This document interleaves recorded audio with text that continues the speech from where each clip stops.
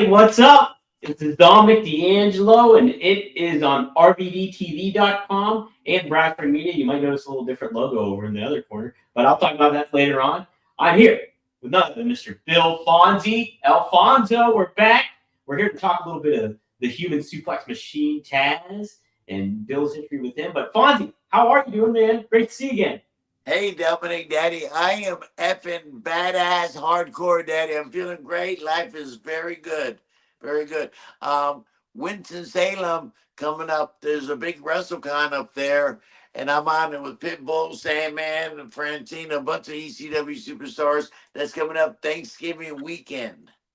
Ooh, yes, that's a WrestleCade. WrestleCade. Correct. Yeah, it's badass. It's supposed to be really good. I think this is my first time up there. I think. Fonzie, you're gonna love it.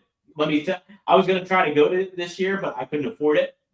But it is such a cool, huge event. It is like WrestleCon, but it feels almost bigger and more action packed than WrestleCon. You're gonna make some good money there, I think, Fonzie. Well, it's in the heart of Mid-Atlantic. Jim Crockett back in the days, NWA, Ric Flair, and Dusty, and all those guys, the big stars up there, Mid-Atlantic. I was there in the '80s, so I'm a part of that scene. So went to Salem. Plus, that was good for ECW too.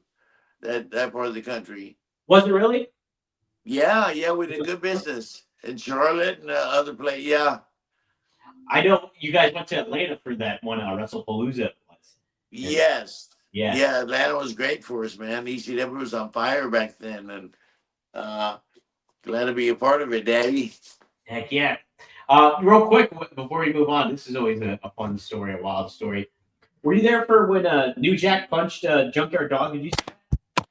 I probably was there, but I don't remember the incident. But because there's been so many incidents with New Jack, that trans thing where he almost killed the kid and the mass transit, off the balcony. So many cool things about New Jack, but I probably was there, and I love JYD. Yeah, JYD was great too. What did you get along okay with New Jack and everything? I know some people have mixed reactions with him. Yeah, perfect with me. Yeah. Is it true though?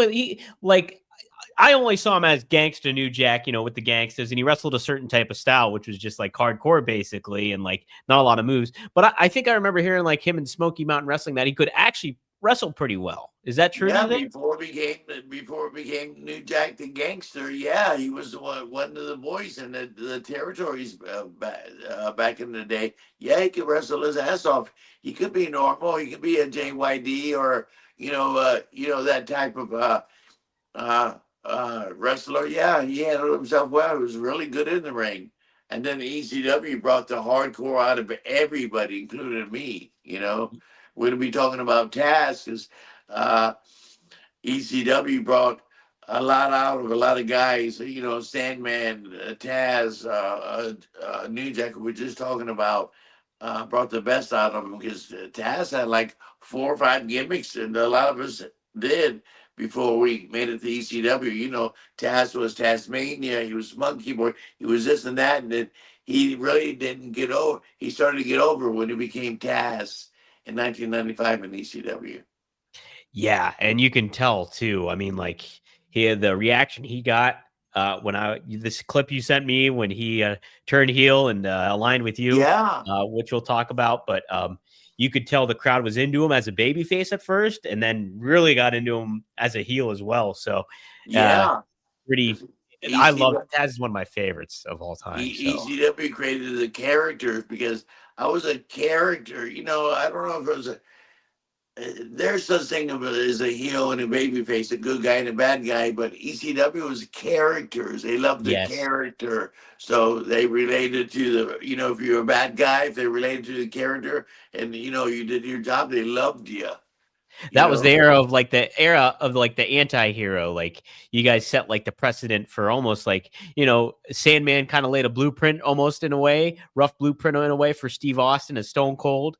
And then you had just so many different names that like they act heelish, but like I think society was kind of clamoring for not the Hulk Hogan, like Boy Scout babyface anymore. They were looking more so for that Mike, can you really name a heel in ECW right now? I mean, name a heel, but they were characters. I they mean, were characters, right? Yeah, they were yeah, characters. Chris Yeah. Candido was kind of a heel, but he was such a character. They loved him. Yeah, absolutely. And then I like you could say Raven was a heel, but he still Oh, got over too at certain points. yes, Too. and Raven was per se a heel, but he was that character and got over big. He was one of our big ECW superstars. Yes, 100%, 100%. Before we dive into that, I know people are already asking too, and Okay, I good. talked. I love when people ask stuff, Daddy. Hey, ask me anything. I can't wait. Yes, so we talked a little bit on the phone yesterday. Was it yesterday or the day before? Whatever it Yeah. was. But Bob Caudle passed away, the famous yes, Yeah. Crockett Promotions announcer and everything. Do you have any memories of him? So, J Bone is asking it. JB Oreo, I'm sorry, is Yeah, Fonzie. Any fond favorite stories memories of Bob of Caudle? him because in 1980 I started full time with Florida Championship Wrestling, and then after a couple of years, Tommy Young was the main guy up there. It was Bronco, Tommy Young, and Lubitsch, so Bronco Lubitsch? no, that was Texas. I'm sorry, Texas, Bronco okay. Lubitsch was Texas referee. Yeah. And he was one of the boys. But anyway, they switched me and Tommy Young. They brought Tommy Young down to Florida, and they sent me to Mid Atlantic, which was very cool for me. And I was up there a few months and got to work with all the guys, the TV personalities, and we just lost them. Damn it! Yeah, fond memories. Professional, really good at what he did at the right area, the right place. He just, made like kind of like a Gordon Soley type, ring now. He was a jack of all trades. He was, like an agent type backstage in the dressing room, cool with the boys. The boys loved him, including me.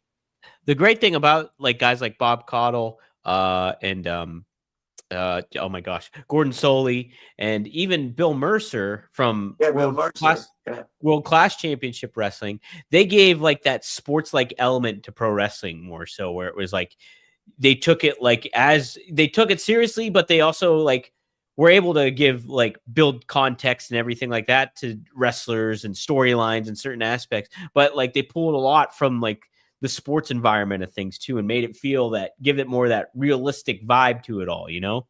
I use Gordon Soley as a marker because I thought Gordon Soley was great, just like Joey Styles was perfect for ECW, one man crew.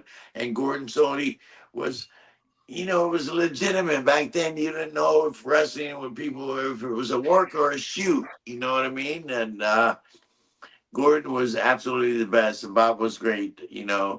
Different era.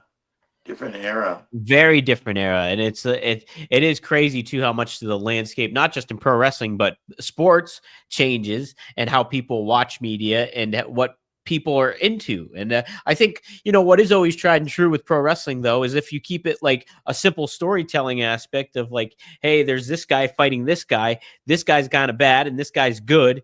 I root for that one, and like people get connected to it, and it's just all about what you were saying with ECW is the characters, is like people get attached to the characters, and that's what's most important.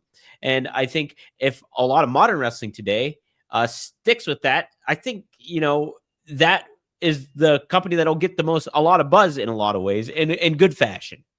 So but yeah, I'm totally with you, Fonzie. That's like it's totally something that Yeah, kind of changes. speaking of Gordon Soley, I'll go back a few minutes. I'm gonna hold up a belt that Harley Race gave me, and we get to talk about this stuff in the future podcast because people ask me a lot. What was it like to be a referee back in the day with like Ric Flair and Yeah. me holding the belt, this belt right here. This Harley Race gave me this belt. It's a replica of his belt. Somebody made it for Harley, and Harley gave it to me, which is pretty cool. Uh, um, it's so we get a lot to talk about, Oh yeah. about the evolution, and this is one thing back to wrestling. You don't know if it was a shoot or a work. Yeah. Right? You didn't know. And Ric Flair was so well liked. I mean, he was a bad guy because he'd come in and wrestle Barry Windham go around the whole Florida territory. Monday, West Palm, Tampa, Tuesday, Miami, Wednesday, Thursday, Jacksonville, Friday, Saturday, a spot show, and Sunday, Orlando. Repeat itself. How do we do this week after week after week, month after month after month for years, and draw 3,000 to 5,000 people every Monday night in West Palm? It was crazy how they did, but it was absolutely crazy. Talk about, we never really touched upon this. Talk about how it was like reffing like a Ric Flair match and working with Ric Flair, like, in his prime like that.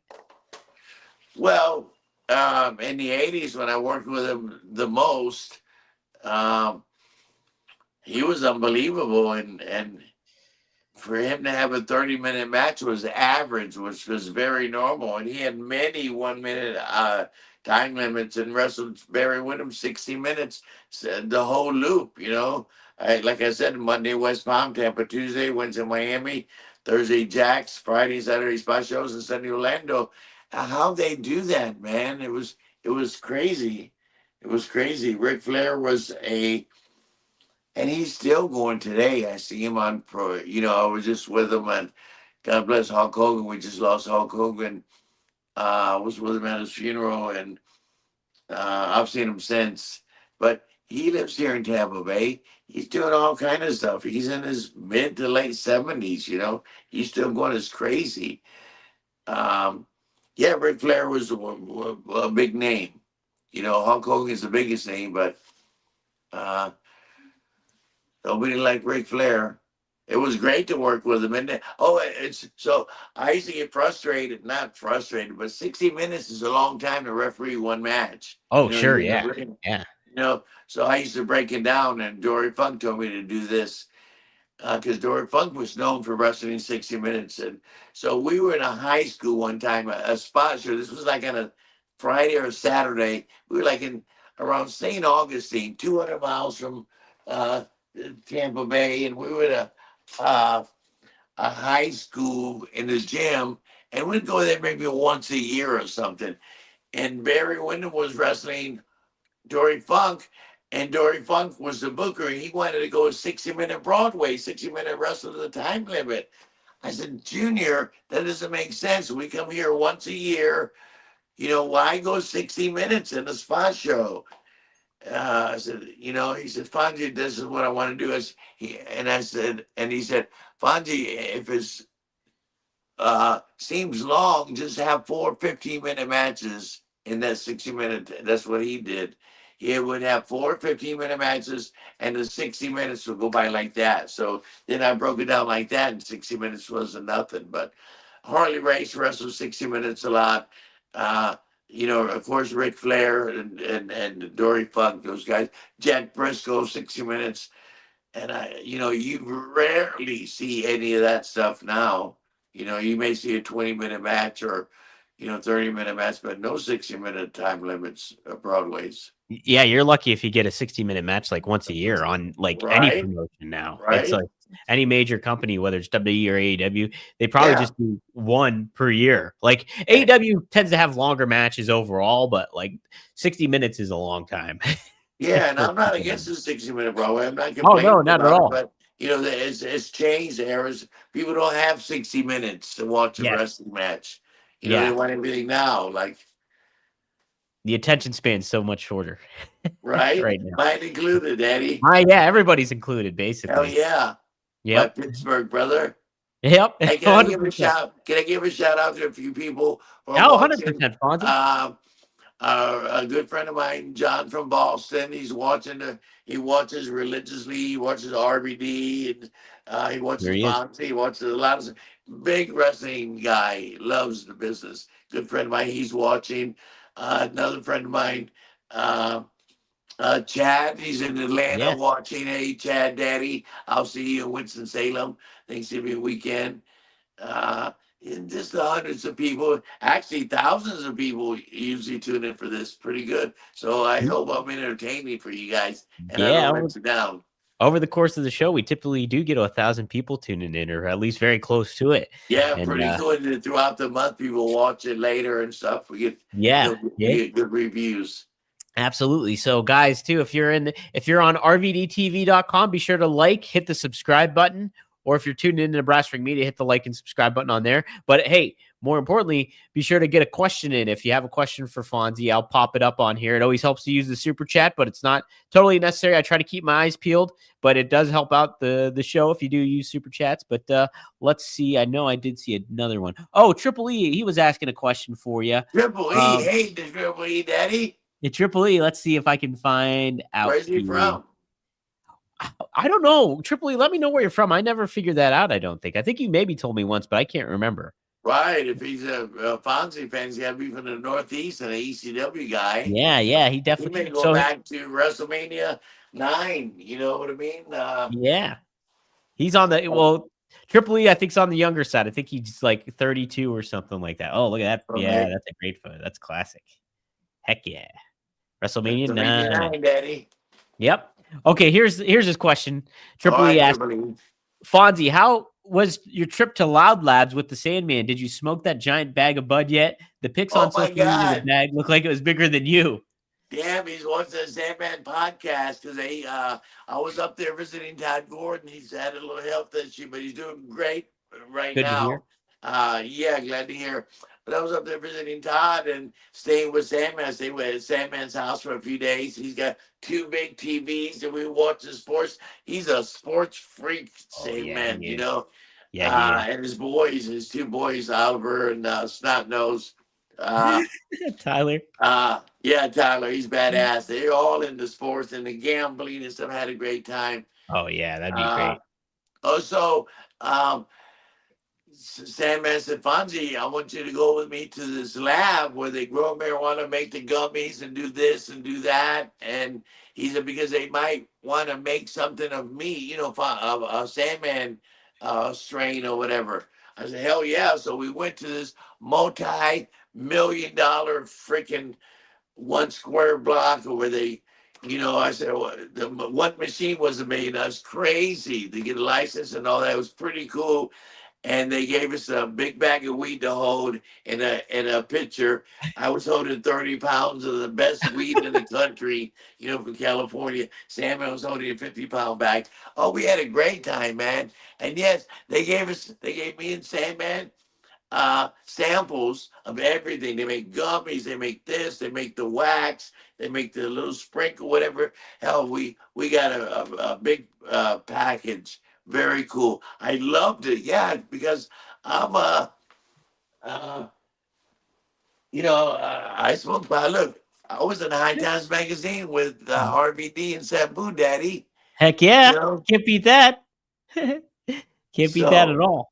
Yeah, championship pot smoker. So I fit right into the place that we went to. That was so cool. And the guy who hosted us, I forget his name, I think it was, might have been Brian. He ran the whole thing, man. And he gave us the ins and outs about, you know, about all the stuff that we buy, you know. Pretty damn cool. That's awesome. Yeah, I did smoke out of the bag. He said, take as much as you want, but I was flying, so plus I'm not greedy, you know what he gave us packages, you know. But very cool. Oh yeah, I'm glad you caught that. It was very cool. That's awesome. That's awesome. Thanks, Julie. Triple E shouts out to the Sandman podcast. He says the Sandman podcast has been having some great content. That's what I've been hearing. They've been doing a good job. They do a really good job. Yeah, they talk about all kind of stuff, wrestling, sports. You know what I mean? And Sandman tells it like it is, you know? Yeah. He's not afraid to throw a punch when it's needed. 100%. Absolutely. Really cool and smart. Sandman's very smart. I love Sandman. He's so cool. Yeah, he's so much fun. I'll be with him this weekend, next weekend, Thanksgiving weekend in Winston-Salem. Me, Sandman, Franny, Pitbull, we're on the same flight together. Oh, wow. Bunch of EC. I think it's going to be like the Extreme Corner. Big Chris, his name is Big Chris, Big Kid, has brought us in for different events like this. He's bringing, and I think it's called the Extreme Corner, where all the ECW guys, but you know, a bunch of superstars from wrestling. Yeah. Oh, RVD's going to be there. Rob's going to be there. I know Rob and Katie are going to be there. I think Rob's going to be there one night, maybe more. Yeah. He might. I'm not sure. He might be there a couple. I'm not too sure on it, but I know he'll be there for sure. Yeah. They're planning to go. I'm jealous. I want to go and hang out with you guys. They just had a big one in New York this past weekend. I didn't make the big show, whatever it was. The big event thing. That big event thing. Yeah, the big event. Yeah. Yeah. I was scheduled to be there, but for some reason I got canceled out of it. But they said next year or whatever. I said, that's fine. Can't make them all, but. Right. Can't make them all for sure. Yeah. Cool. Let me see. Yes. Anybody, if you have questions, be sure to drop them here in the chat. And I'll keep my eyes peeled for them. JB Oreo, he asked me, hey, Dom, what happened to all the other shows on here? He means on Brass Ring Media.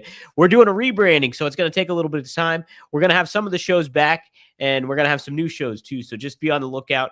I'm going to do like a soft launch of it all. It's going to be, we're changing it from Brass Ring Media to Studio One Sports. So it's more of a different vibe for it. So just be on the lookout.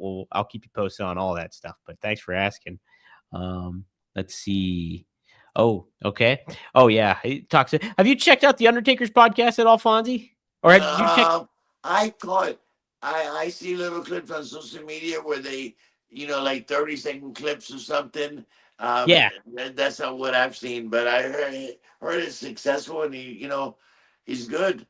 Yeah. It's always neat to hear what Taker has to say. There's a lot. Right. I mean, there's so many podcasts out there, wrestling podcasts. It's just crazy. Right. That's why I'm hesitant. I'm Fonzie. I can't compete with. I guess I can. I've been around a long time. Yeah, I've been around a long time. With the RVD, the Undertaker, and Sam and these guys, but I fit right in the podcast world. For some reason, I'm well liked in the business. I work every weekend, so must be doing something right. So.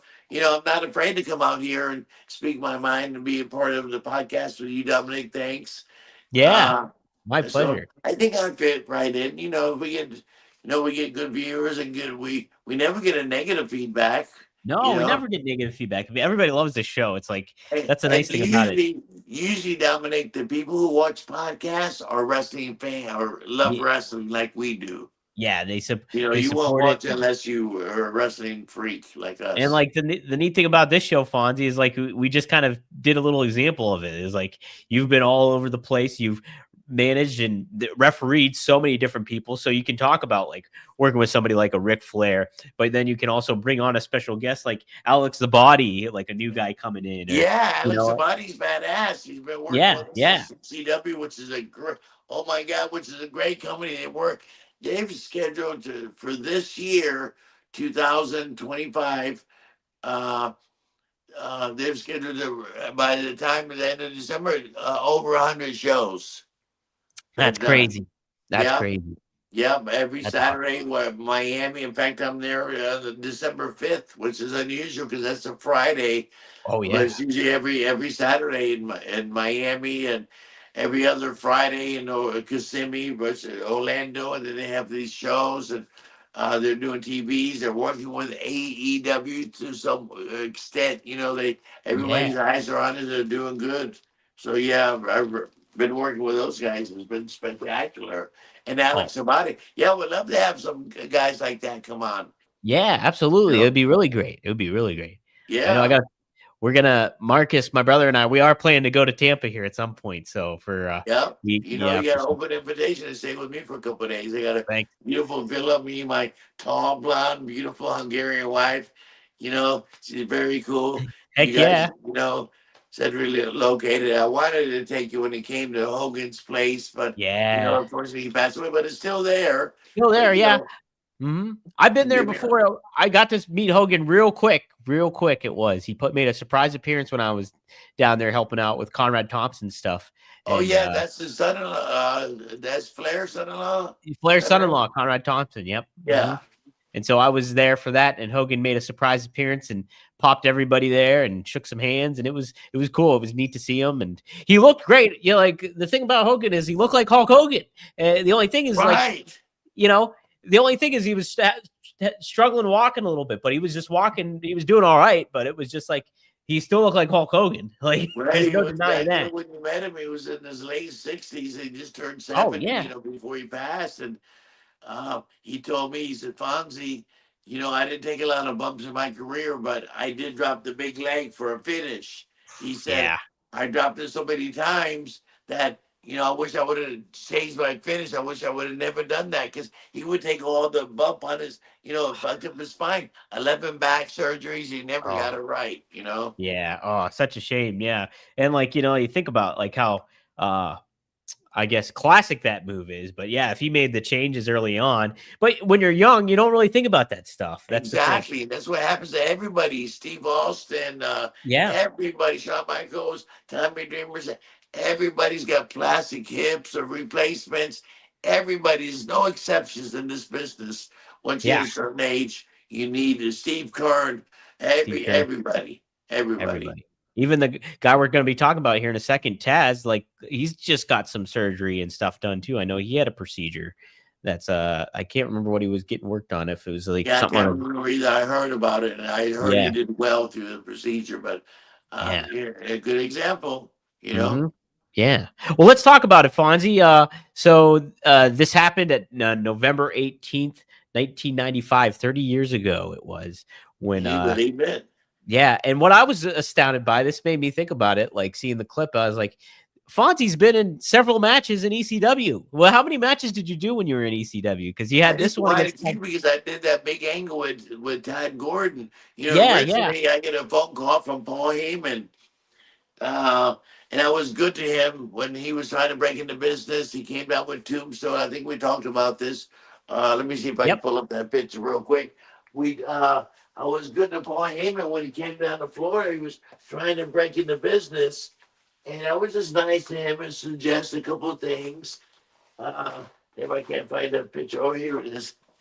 Uh, Yeah, I love this picture. so yeah, so that's me helping Paul Heyman, and I at that time I was assistant booker. Bob Roop was a booker. This was in the early 80s, maybe 82, 83, I'm not sure. And Paul Heyman came down with a guy named Tombstone from Maryland, and he came up to me and said, "Fonzie, Tombstone's leaving. He's going to a different territory, and would you mind if I go with him to the ring for the last couple of weeks and be his manager?" And I said, "Okay." Yeah. Uh, and then Paul Heyman was getting choked. I mean, press slam by Scott Hall and stuff. So and then he becomes a big star. I stay in Florida, then I go to WCW, WWF, and so on. But Paul Heyman made a big name for himself and became a big star. So I just left WWF, did WrestleMania 9 in 93, and I was there almost before WrestleMania 10. I left right before that. So I get a phone call. I'm off. I just left WWF. I get a phone call. It's Paul Heyman. Hey, Paul, I haven't talked to him in a while. Right. And now he's a huge star. He's been all over the place, made a great name for himself. And he said, "Hey, I have this company called ECW in Philadelphia, and you just left WWF. I want you to, what do you think about coming in and working 4 weeks for us and be anti ECW? Because we're this hardcore company, blood and guts type. Uh, Vince wants the doctor, his wife, and two kids at ringside. You know, uh, family oriented, family entertainment, and ECW was 97% male, the age of 18 to 31 years old, hardcore blood and guts. Fonzie wants you to come in because you just left WWF and be anti ECW and stop the violence. Try to make us more family orientated. And the people hated me. So I was supposed to come in for 4 weeks, and that was out. Get Yeah. choked down by 911, and that was my whole uh, deal with ECW. But for some reason, the people started hating me because I was trying to ruin their high, and I got big heat. And Paul Heyman thought it'd be a good idea for me to stay since I had the momentum going to Heat and put me with Taz because Taz had 4 or 5 gimmicks before he became Taz. He was Tasmania. He was Monkey Boy. He had this gimmick, and he got over, but he really didn't get over until he became himself, Taz. Not that they put us together and I got him over. No, uh, he was just being himself, and they put us together, man, and we took off. We could both talk, and we did. I sent you that little clip where I turned and went with Taz again when I was fighting Todd Gordon and all that, and we were a perfect match, man. So anyway, I walk into my first night in ECW. I walk in. Remember, I just left WWF, and I was making good money. I'm wearing a Rolex. I got a suit on. I walk in, $1 million luggage, and I walk in, and there's all these guys. Remember, I worked for all the big companies: Yeah. WCW, WWF, Florida Wrestling, Harley Race Flair. I walk in, there's the Sandman, Tommy Dreamer, Taz, this guy, that guy. I didn't know one fucking person in the dressing room except for Yeah. Paul Heyman. I said, who the fuck are these guys? But little did I know, we're still talking about ECW's got a cult like following today. Right. Probably I wouldn't be here sitting talking to you if it wasn't for ECW. It's such a wild thing because like it's such a, even in comparison to like something like WCW or like even classic WF, sometimes the one company that still really resonates with a lot of people is ECW. It's just like, even the guy, when I go to the gym, the one guy that works at the gym, he's like an older guy, and he's like, what's the best one? He's like, ECW. He's like, I watch it all the time. He's like, that was the best stuff. And like, I hear that more often than not when it comes to like, how much, which wrestling stands out to people. It is like the ECW. I'm not surprised you're saying this at all, because I get the same thing. Yeah. I get the same thing because, I'm not saying WCW, WWF or uh, they're consistent. They're family entertainment, but ECW was a completely different thing, and there was a big market. That's why Taz and Fonzie got over so good. Yeah. You Yeah. know, I just played my role. I didn't know how to, I was a referee for 18 years before I went to ECW. I didn't know anything about how to be a manager, and I couldn't do a promo or cut promos. They said, Fonzie, cut a promo with you and Taz. And I was take 2, take 3, take 4, you know. And I said, Paul, I'm having trouble doing promos. Him and Tommy Dreamer, Tommy's in the office and Paul was the booker. Sure. And he said, hey, Fonzie, just treat it like a shoot. You with Taz. You're fighting Sandman. It's going to be January 25th at the ECW Arena. Just tell the truth. And I said, okay, let me try. And I said, okay, Daddy, January 25th at the ECW Arena. Sandman, you're going to get your ass choked out by my man, Tat. I just told the truth. And, then I became One Take Fonzie. I couldn't do a promo and they said, just treat it like a shoot. Tell, you're going to be at the arena on the 25th. You're fighting Sandman. That's it. So it's pretty cool. And so I had a great run with Taz. Great run. I was with him almost a year, I would say. Wow. Almost a year before they knew he didn't need me, because Taz was so good on the mic. He was really good on the mic. That clip you sent me, man. Yeah, he didn't need me at all. There's this click. Yeah, look at that. The whole crew right there. That's great. Fonzie, what I really liked about Taz, and he was just a natural on the microphone. Like when you talk about how he just kind of just hit it with it and resonated so much with people. He was really good. Like, and I even turning back, like those kind of promos too. You don't hear that many F-bombs in a promo even today. Right. No, that one that I sent you. Yeah. Yeah. So Taz didn't need me. And you know who needed me? Well, didn't need me, but I fit right in because Sabu. He didn't talk much. Sabu didn't talk. Yeah. And me with Taz for almost a year got me acclimated to being a manager, and then I knew how to talk. You know what I mean? When I got to Sabu, and they put us with RVD, who didn't need me at all, but it was that contrast. Yeah. Hey, you know what I mean? Pretty cool. And look, we were there 5 years. We did 20. ECW did 22 pay-per-views, and I was on 21 of them. That's wild. With my guys, right. I was so fortunate to get a spot, and there was Taz, Van Dam, and Sabu, 3 of the biggest names in ECW.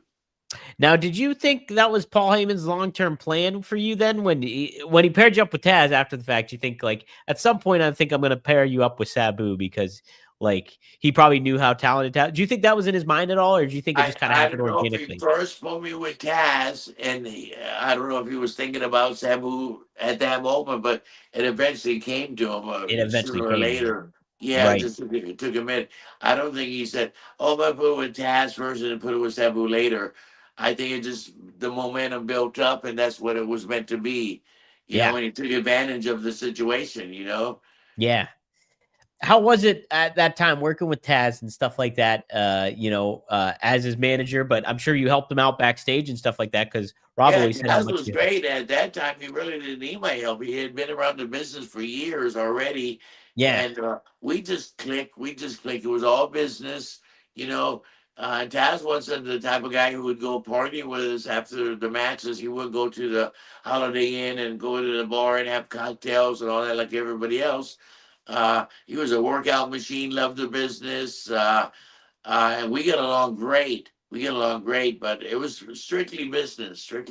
And, you know, Taz built himself really up really, really well. And, unfortunately for me, I didn't, well, unfortunate and fortunate for me at the same time, because unfortunately I left Taz, but fortunately I went with RVD and Sabu. yeah, yeah. It was a win-win for both you guys because you're like you said, Yes. like Yeah. Taz, he didn't need another mouthpiece or anything like that. He could speak on his Yeah. own, and Yeah, and he had this he intimidate. was spectacular. Yeah. As was spectacular. You know what I mean? That's early on for both of us. He Yep. had his orange and black gimmick, and I fit right in for some reason, and he got me over. Taz actually got me over. I was supposed to be there 4 weeks to get choke salmon. I was gone, but they put me with Taz, and now that I think about it, if it wasn't for Taz, I wouldn't be where I'm at. I guess. It's a great point because it's like even in that promo, he's like, you cheer for Tommy Dreamer, you cheer for Sabu, and he's like, what about me? What about Taz? And he's What like, about I know who cares Taz? about me. Bill Yeah. Alfonso cares about me. I said, I called him every day. I called him every day. Yeah. So I don't know where all that came from. That was a great segment. That was a great, You know, amazing segment. Yeah, that was all ad libbed. yeah, All ad libbed and just told the truth. It was so cool, man. And Taz and the people hated us. They knew it. The people know it's a work, but they hated. They hated our character. They loved our character, so we just did good. It was a great fucking thing. And, Paul Heyman gave me the whistle, and oh my goodness. yeah. He gave you the whistle, like, and what did he give you any parameters? He just blow on it anytime you want. How did that kind of come to fruition? Like him just giving you the I whistle don't and things. know. So when he put me with Taz, my first night out, he gave me this whistle, Okay. and they gave me any parameters and say, blow it here, blow it. He just said, here's your gimmick now. Here's your Yeah. whistle. So he gave it to me, and I blew. And actually, I was a little embarrassed to blow it. Yeah. I didn't want to interrupt the match. I didn't want to do this and that. So I was embarrassed. So the next week, I left the whistle at home. Oh. So when I get to the arena, Barney was just, where's your whistle? I said, oh, I forgot. He said, Fonzie, that's your fucking gimmick. Don't forget your whistle. And since he said that, I never forgot my whistle again. And now people know me as the whistleblower. You know Oh what I man. mean? They Yeah, heck identify yeah. me, uh, and people love my whistle. I might have blew it too much or too little bit. I don't know, but I blew the hell out of it. You didn't know my name. Oh, that's the guy who blew the whistle. That But you're synonymous with the whistle. yes, Yes. so it worked out okay. You can't beat that. Can't beat that. Let's see. Now we've always let's see. Oh, Chad says there's a blooper video Chad, online of there's a Chad, Chad. Yep. yeah, He he's probably from Atlanta. It's my Yeah, boy. that's Chad. It's I'm the gonna one see from him this Atlanta. weekend, and he's a really cool guy. Yeah, He yeah. loves the business. In fact, the big show Winston Salem, Yeah. he's gonna dress up as Sabu. That's He what he's told me to get saying. all the Sabu outfit. He loves wrestling, loves RVD, loves Fonzie and Sabu. So let's hear his questions. Chad is badass. He's a cool guy. Got a beautiful His wife's hot too. I like it. I think I saw it's like their anniversary. Me and him are Facebook friends. Yeah, the anniversary. Yeah. Yep. So happy anniversary, Chad. Happy anniversary, Daddy. He made mention too that there's a blooper video online of you and Taz cutting promos that shows several takes. I think I've seen that. I think it's on YouTube. I haven't seen it. Chad, oh, you Chad, haven't? I'll send it to me. I'll have to send it to you. Yeah. No, Chad will. Chad, send that video to me. I haven't seen it. Okay, there you go. Yeah, shoot it over to him, Chad. Yeah, he's my boy. I'll see him next weekend. He's a very cool guy. And he loves the business like we do, Dominic. He loves the wrestling business and been around it his whole life. Oh, no doubt. Let's see. So here's a couple of off the wall questions here. We'll get to them though. Hi Corporations. Thank you for the question. He said, did you hear about Lucha Underground when it was on the rise? Do you remember that promotion, Lucha Underground, at all? I don't remember that particular promotion, but I remember the Lucha Underground, coming around and starting was big, and Super Crazy is a great example of it. Oh, for sure. In ECW. Yeah. Oh my goodness. Yeah. That's when I started getting more big, but it was back then. And when I was in Florida and wrestling back in the 80s, it was Raul Mata and the Mexicans would come in and, it was a big thing, but not as prevalent as it is now. Yeah, well, Lucha Underground was a promotion. I think it debuted in like 2014 or 15 or something like that. But what it was more of a television show, like that was cinematic, and like they had a lot of like almost like supernatural stuff in it. But it was like really, really kind of dark and kind of creepy. But there was like there was a lot of big names involved with it, like that, like a lot of luchadors and stuff like that, wow. And some modern talent too. So it was a good launching pad for a lot of those talents to kind of get their name out there in certain ways. But it was a really unique television show. It didn't last as long as it should have, but it was great. People always like praise it, how great it and fun it was. So it was a kind of a different realm of things.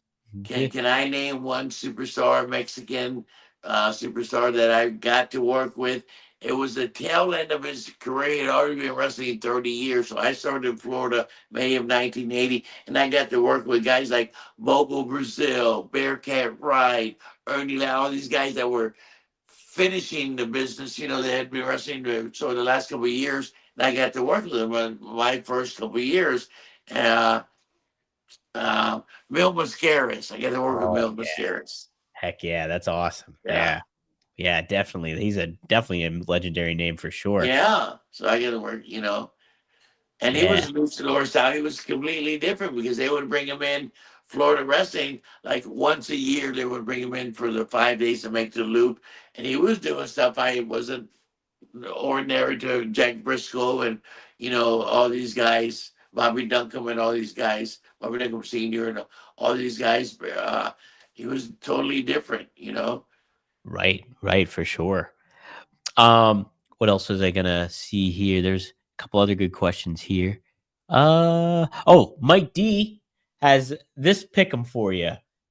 Taz versus Sabu or Taz versus Bam Bam Bigelow? Which one was more your style, Fonzie, to pay? If you were to watch a match? Bam Bam and fucking Sabu could work with Taz. Oh yeah. But did Taz go through with Bam Bam? Did they go through the ring? Was that? I think it was maybe Taz. Somebody let us know in the chat if that's what happened. I need to more acclimate myself with some of ECW. Like I got to go back and watch because that was before my time a little bit. I got in a little bit later on, like 1998, and I was a WCW kid. So a lot of the ECW started to kick off really good in 1990. Yeah.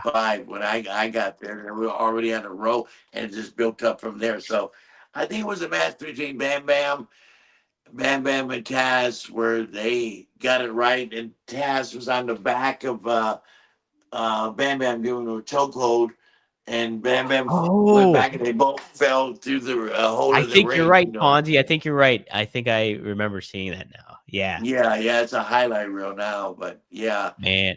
What was the question? Who would I like they were just asking, what would you rather see, Taz versus Sabu or Taz versus Bam Bam? Well, I think Bam Bam was one of the better big man workers in the business, fantastic. But I prefer, I guess, Sabu, because Sabu would bring the best out in Taz. Right. Taz, was great, but Sabu was a different style than everybody else, and he brought Taz not out of his shell. He was never in a shell, Yeah. but he brought the best out of Taz, and would do different stuff that normally he wouldn't do in a match. The You thing with know? Sabu is like I love Bam Bam and he's so unique in his own way. And Yeah. obviously like his match with RVD and stuff is so Oh my legendary. God, yeah. That's And who RBD beat for the TV yeah, for this belt right here. look at that. Uh, we were the longest reigning 2 years, 3 months, 14 days, and we had this belt. We beat Bam Bam Bigelow in Buffalo, New York, at the Burt Flickinger Center. Uh, Bam Bam put RVD over, and we had this belt for over 2 years. And thanks. And oh my God, they had some great matches. Bam Bam was tough. He didn't mind taking an ass whipping. And RVD was a little bit known for being a little stiff, Oh yeah. but you know, but he would take it stiff too. He didn't, Yeah, he didn't care. Rob didn't care. Oh yeah. Which made better matches. Which made Yeah. That's right. And he got over. RVD's badass. Him and Bam Bam had spectacular matches. And Well, I had ringside seats, Daddy, and I was involved in most yeah, of it. you're front row seat, baby. Even yeah, closer to Daddy. front row. Yeah. JB Oreo does clarify. He says it was ring first, so I guess the ring incident happened with Taz and Bam Bam in New Jersey, and then the ramp in the rematch that they had apparently. Yeah. So, I think that's what happened. So, all right. Here's a couple more questions, and then I guess we'll close it out here. But let's see here. Oh, here's a good one. Pyrus Wrestling. Fonzie, do you remember Kurt Angle showing up in ECW in 1996 to see Taz and doing commentary on the match? He showed up for a couple of nights, and we did that angle where we crucified Sandman. Now you gotta remember, Kurt Angle just came in. He's green about the wrestling business. Just came in. He's a national hero, Olympic medal, gold medal, and so he brought it. And so he was just trying to get his feet wet, and WWF didn't get a hold of him yet, or WCW, but they eventually did. He made big money, but he came in a national hero, and he's seen Sandman all juiced up with barbed wire around his head, like a halo, and so and a cross, like he looked like Jesus. You know what I mean? Barbed wire. And oh my, I can't have nothing to do with this, beyond me. But yeah, that was his first taste of ECW, and I got to meet him. And of course, I've met him throughout the years. I just got inducted into the Cauliflower Hall of Fame last year. And when Kurt Angle was one of the inductees too. Me, Kurt Angle, and a couple other big famous guys, the Dudleys, and several big superstars, Sting, Luger, we all got inducted. What a great class that was. Yeah, here it is right here, Cauliflower Alley. Right. Boom, look at that. That's great. Such a great award too. And that was just for you as a referee too, not as a manager. Yeah. No, as a referee, yeah. Brian Blair's one of the he runs the show, him and Medusa. Brian's the president, and if you guys haven't been to Cauliflower Alley, they have it once a year. I think next year would be the 60th year. They've been doing this 59 or 60 years. And all the money goes to, back to the guys who need help. Like Brian Knobs has been down and out with his health. And, Cauliflower Alley helps guys like that, Right. When you need it. It's a great cause, especially. Oh, yeah. Uh-huh. Especially if you're a wrestling fan. It's a big event. People look forward to it to come out. It's a 3-day event in Las Vegas. People fly out and spend 3 days there. There's things every night. It was spectacular. I was thrilled to go. I think you can become a lifetime member. Last time I checked, for like $300. Yeah, it's not expensive at all. Yeah, and I don't know how much it costs for a year membership. That's what I did. It was either $100 or $150 or $50. I can't remember, but either way, it's good because if you're a fan and you want to give back to the wrestlers, in a great fashion, Cauliflower Alley Club's a way to do it. And then plus on top of it, like you get the invitation to go out to the reunion show like that too. It is a pretty damn big event. It's like their WrestleMania, you know. Yeah, it's really nice, and Cool. it's And kind it's of in like Las Vegas. Yeah, spectacular, man. I had a ball. My me wife and I too. went. It was We had a ball, man. We had a great time, and then that neat aspect about that too is you get people from all different generations of wrestlers showing up. There's like modern talent there, like guys and gals that are currently wrestling, and then you have obviously your legends, and you have some of the old timers there too that were inducted many years ago as well, and then the wives of like legends who's passed and everything. Like Brody's wife is there. Bruiser Brody's wife She's is usually a always there. Barbara. Yeah.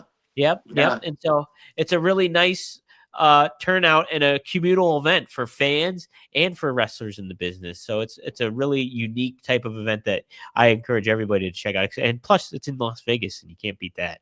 Right, Daddy, right there. And you went in RVD. RVD was sitting at my table. Him and Mama to be beautiful Katie. They were at my table when I was getting inducted. It was very cool. Very cool. Very cool. Devin Dowling asks you, Fonzie, ever been to Watertown, New York? That's where I'll be for the Hardy Party and Godfather show this weekend. Watertown, New York. Does that sound familiar to you? It sounds very familiar. It sounds like an ECW town. Doesn't it? You know? I'm sure I've been there. I'm sure. But I remember Buffalo and, of course, the big city. What a thrill. One of my favorite arenas on the planet, and the most famous. What's the most famous arena on the planet? Oh, Madison Square Garden. Yes. Can you believe I got to go there and referee? When I was there in '93 with Vince McMahon, and I changed the dress code. So I get my booking sheet, and it says MSG. I said, JJ Dillon, where's that? MSG. He said, Fonzie, that's Madison Square Garden. So I said, oh my God, I'm going to the most famous arena on the planet to referee. So I got weeks to plan. So, I get dressed up. I walk in. I get a suit on. I'm wearing a Submariner. I get a beautiful robe. And back then, remember the Zubas? Oh yeah, yep. The pants, the Zubas, the gym pants type thing, and everybody was wearing them. So I walk in, and I get there about 5 o'clock, and Vince McMahon and the referees and a bunch of wrestlers at ringside, and I walk in, and everybody's in Zubas and shit. I walk in dressed to beautiful. And Vince calls me over and says, hey, all you referees and managers, you see how Fonzie's dressed from now on? I want everybody to dress like that at any big show. And I got heat with the referees. Fonzie, why'd you have to dress like that? You make us look bad. I said, furthermore, Madison Square Gardens, why wouldn't I dress like that? Yeah. But most famous arena on the planet. So that the kid asked if I got wrestled in Waterloo. I really don't remember, but I wrestled in multiple towns in New York City. New York, period.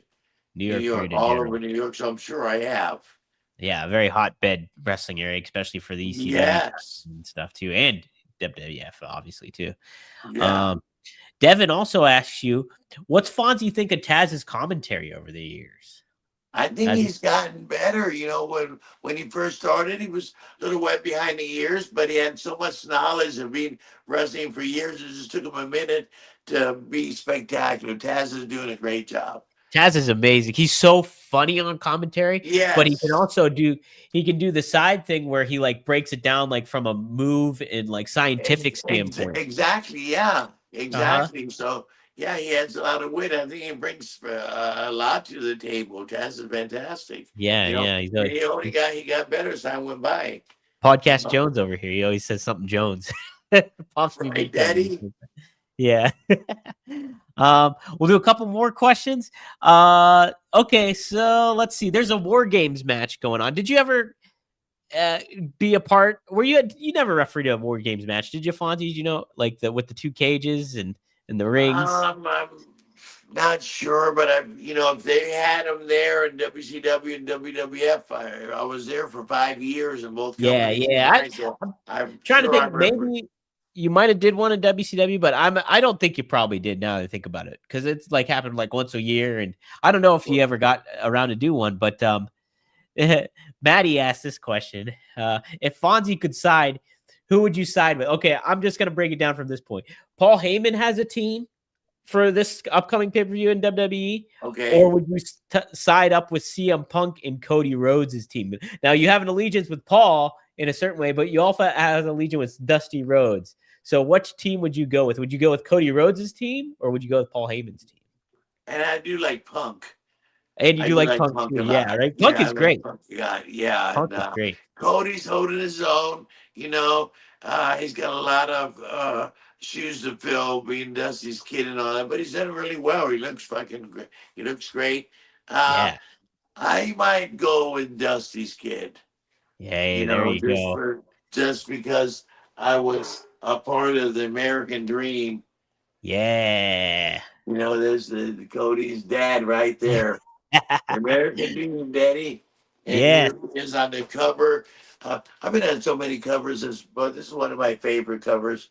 Oh, that's a great one. Kevin Sullivan, Dusty, Fonzie on the cover. This is Bill Apter's magazine. Yeah. You know, That's he's been awesome. around so many. I've been so fortunate to be in so many magazines. Here's one of the largest Japanese magazine, wrestling magazine. I'm on the cover with Giant Gonzalez. Flew heck over, I think it was 91. I took my plane ticket and I got that robe, you know, for the hotel. That's The awesome. magazine. Pretty cool, man. Yeah. 65, Dominic, 65,000 people Wow. at an indoor Tokyo show. Fujinami against Ric Flair, and they wrestled, and I got to be the referee. Was, chance of a lifetime. Pretty cool. Oh, that's awesome. That's freaking great. Yeah. No, some good stuff. Yeah. I think, yeah, you'd fit right. I would love to see you manage CM Punk. I think that'd be awesome if you Oh, if I you think got I that would fit opportunity. in perfect with CM Punk. Wouldn't you? You know, Man. he likes me. He likes me. Yeah. Yeah. Oh, yeah. Punk is great. He's always on the top of his game, and Cody's so fun too. So yeah, no, I think you made the right choice, Fonzie. All right, I think that will do it. Cool. This was fun, Fonzie. We'll have to do it again here soon. Thank you so much, Dominic. Thank you to the hundreds and thousands of people that are listening live. And we almost got 1,000 in today. Almost got 1,000 people tuned in live right now. And throughout the month, we're gonna hit several thousand, hopefully. Yep. It's always cool, man. Thanks for letting me entertain you for a minute, guys. And this the next. Let's see, Thanksgiving weekend. North Carolina, Winston-Salem. I'll be there with the ECW crew and the Extreme Corner with Francine and everybody else and Sandman. I got a Miami show coming up with CCW on the 5th. On the 13th of December, I go to AWA. They're having a big show up in Maryland. I'm on that one. I'm kind of commissioner and working in the office there a little bit. But I live in Tampa Bay. Yeah. I love it. They do good business. Great company to work for. Don's a promoter. I got all kind of stuff coming up. All kind of cool stuff coming up. Well, keep your peepers peeled, everybody. And Fonzie, anytime you want to send me something to promote, let me know. Send me the link, and I'll be sure to tweet it out and stuff like that too. Thank you. You're welcome. Yeah, my pleasure. So, yeah, guys, be on the lookout for what Fonzie's up to. But WrestleCade's the next big event coming.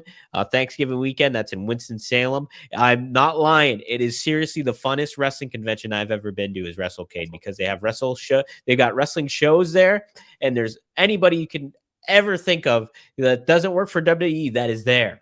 Like it's a hell of a presence.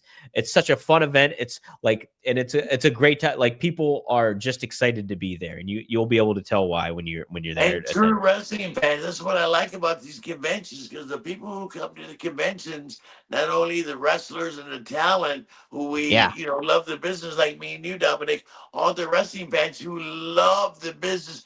Perfect opportunity for you to get up and close with your favorite people. If you haven't met me before and want to hang out with me, I'm available. I'm going to be there for 2 days. I'm pretty fucking cool to hang out with.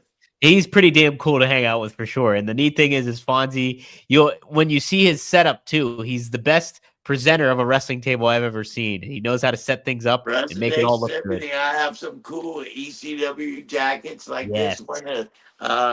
Look at that thing. RVD, Fonzie Sabu, Hardcore Lenses Tour. Look at that jacket. Man, somebody's got to go pick that up. Yeah, Heck yeah. I'll probably bring it 10 to 12, but usually it's all good quality, like Nike and, no bullshit, all 5-star stuff. And of course, I have pictures and all kind of cool stuff. So, yeah, come hang out with me, Daddy. I can't wait. I can't That's wait. it. That's it. Thanks, Dominic. You're the best. And I Hey, hope your you're the best brother's too, doing Fonzies. well.